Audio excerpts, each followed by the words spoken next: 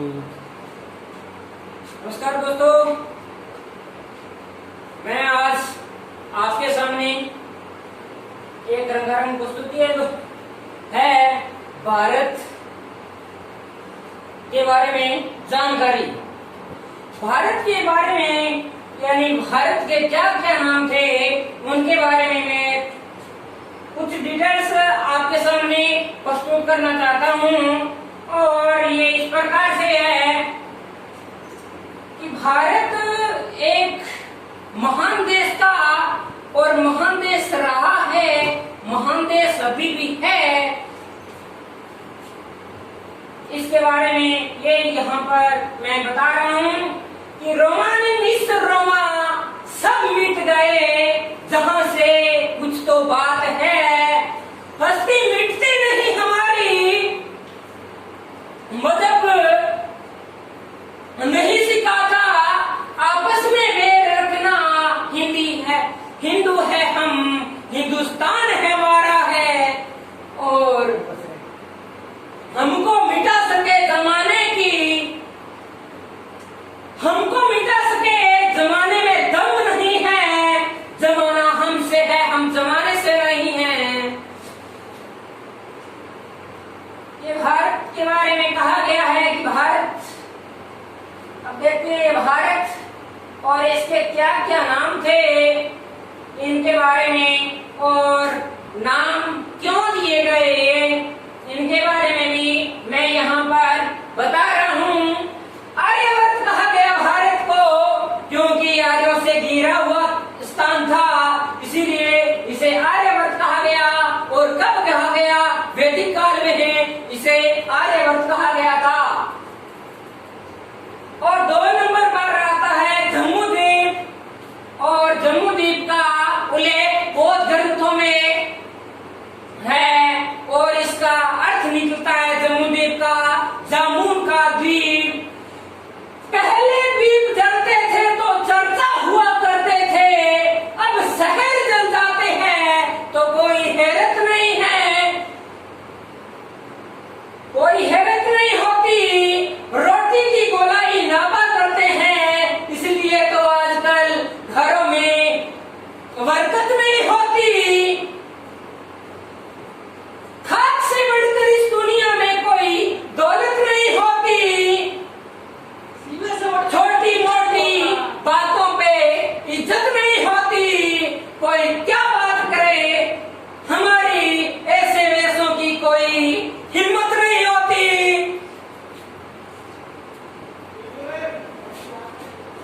3 number पर भारत देश के बारे में इसका जो नाम है ये यहाँ पर दिया गया है। और भारत गौरव वंश में कोई राजा हुआ था, और गौरव वंश में राजा हुआ था दुष्यंत, उसका पुत्र था भरत, और भरत के नाम पर कहा गया है कि भरत के नाम पर जिसका राज्य था उसे भारत बोल दिया गया, उसे भारत का नाम दे दिया गया। और भारत का पहला चक्रवर्ती सम्राट वह भरत ही था, जिसके नाम पर भारत का नाम पड़ा। और एक अलग मान्यता यह भी रही है कि भरत एक कोई छोटा मोटा जनपद हुआ करता था, और वह उसके नाम पर धीरे धीरे उसका जो प्रसार होता गया और उसका साम्राज्य बढ़ता गया, और उसी के साम्राज्य को भारत का नाम दे दिया गया। यह अलग मान्यता है। और वेदों में वेदों में इसी भारत को अग्नि भारत का नाम दिया गया है। और यह हुआ भारत के बारे में पूरी डिटेल्स। और अथर्ववेद में इसी भारत के 25वें सूलक में पृथ्वी सूलक है अथर्ववेद में, और उसमें अथर्ववेद खुद कहता है कि पृथ्वी मेरी माता है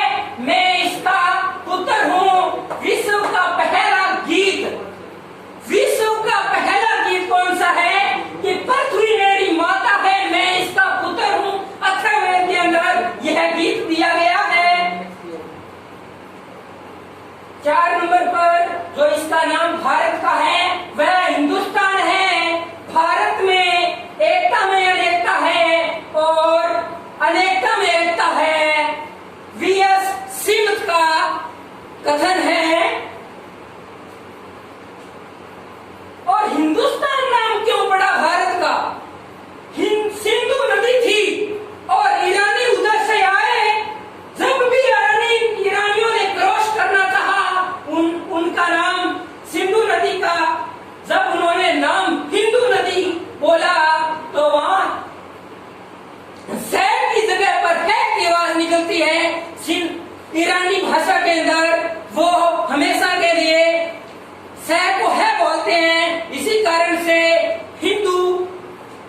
सिंधु नदी के जो पश्चिम का भाग है वह हिंदुस्तान पड़ गया। और इसका जो उल्लेख मिलता है, सिंधु ये ईरानी भारत आए थे, इसका जो उल्लेख मिलता है, हिंदुस्तान का जो उल्लेख मिलता है वह सुसा विलेय के अंदर है। और उस टाइम का जो राजा था वो टेरियस प्रथम था। उसी के समय में हिंदुस्तान का नाम पड़ा था। और वह कब पड़ा? 7वीं शताब्दी के अंदर हिंदुस्तान नाम पड़ा था।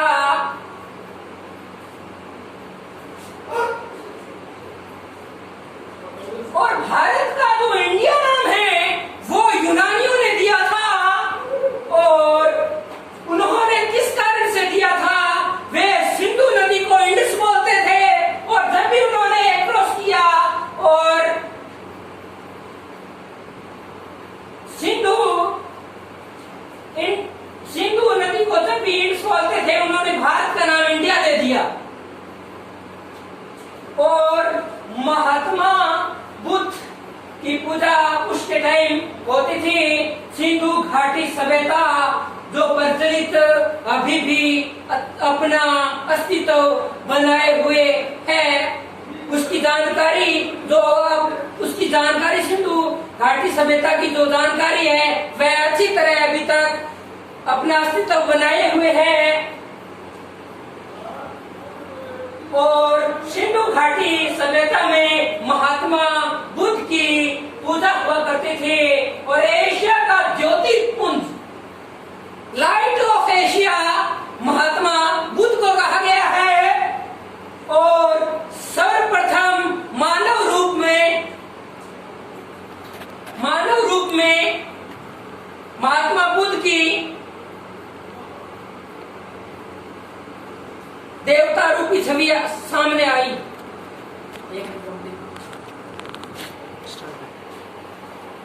मानव रूप में पूजा सर्वप्रथम किस देवता की हुई थी?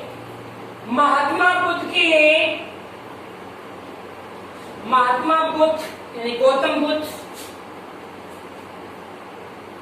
एक भारत का नाम सीनतु को भी कहीं कहीं मिलता है। और N2 ये दो नाम भी भारत के हुए थे। और ये चीनी यात्री भारत में आए थे, उन्होंने नाम दिए थे। पहला नाम है सिंधु को, यानी कि सिंधु नदी का देश, सिंधु नदी का देश। और दूसरा नाम है तीनेतु, जो है देवताओं की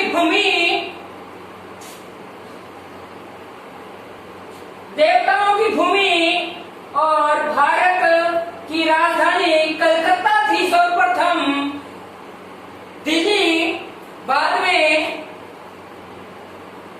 यानी कि दिल्ली भारत की राजधानी बाद में बनी थी। यानी दिल्ली में एक अधिवेशन हुआ था 1911 के अंदर। और 1 अप्रैल 1912 को दिल्ली को राजधानी बनाया गया था। और उस अधिवेशन को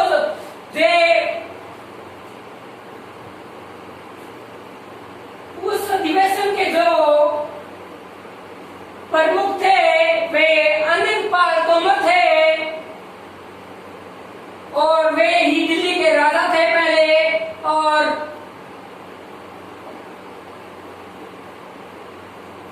उनकी एक पुत्री थी, उसका नाम था कर्पूरी देवी।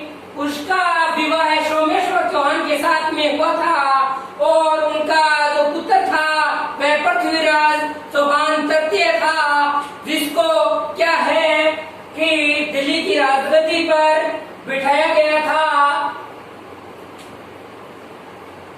उसे पीथल का नाम भी दिया गया इतिहास के अंदर, पाथल और पीथल। पाथल महाराणा प्रताप और पीथल ये पृथ्वीराज चौहान जो थे। अब क्या है, पृथ्वीराज चौहान तृतीय को इस कारण से बनाया गया था क्योंकि अनंतपाल तोमर की कोई लड़का नहीं था और दिल्ली का प्राचीन नाम योगिनीपुर मिलता है और वह 1276 के अंदर पालम बावली अभिलेख के अंदर मिलता है।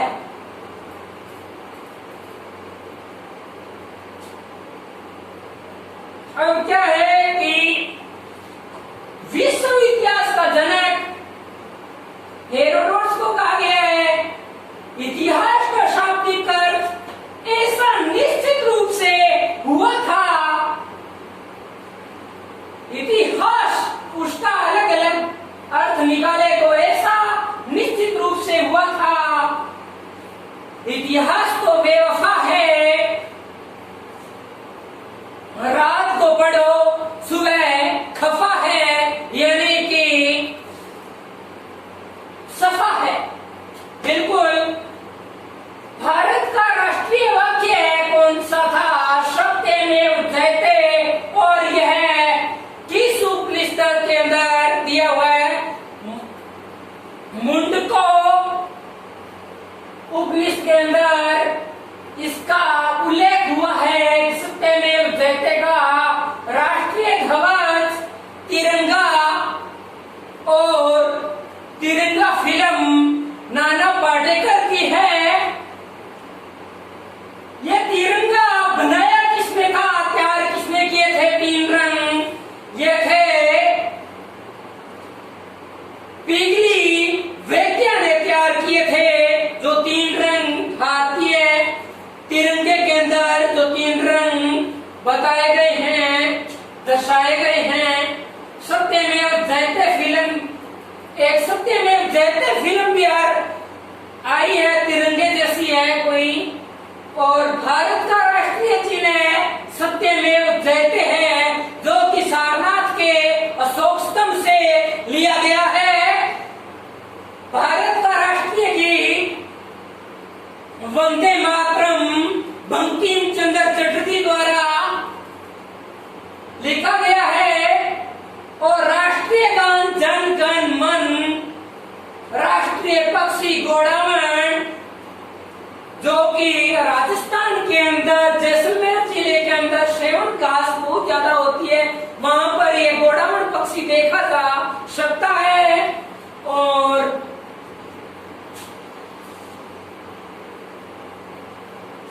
नमस्ते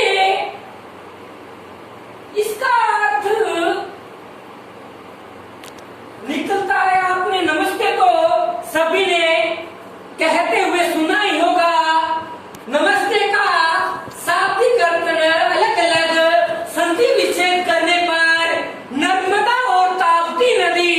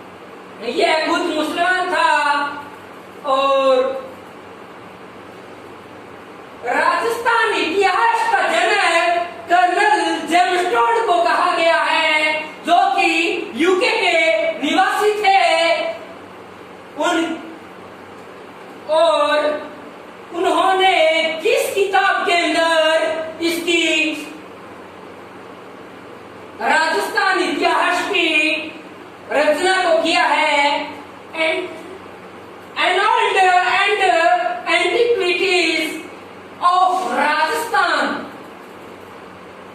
राजस्थान का इतिहास क्रमबद्ध रूप से मुहणोक नैन्सी ने लिखा था और इन्होंने 2 ग्रंथ लिखे थे। प्रथम ग्रंथ था इनका नैन्सी विख्यात, दूसरा ग्रंथ था मारवाड़ परगना। पंकज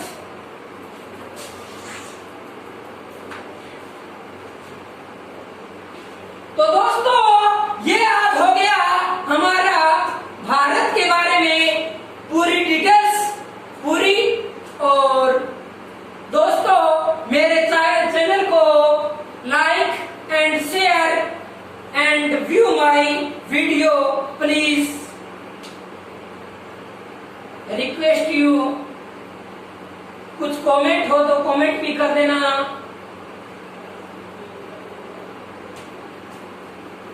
जय हिंद, जय भारत। आज का टॉपिक पूर्ण।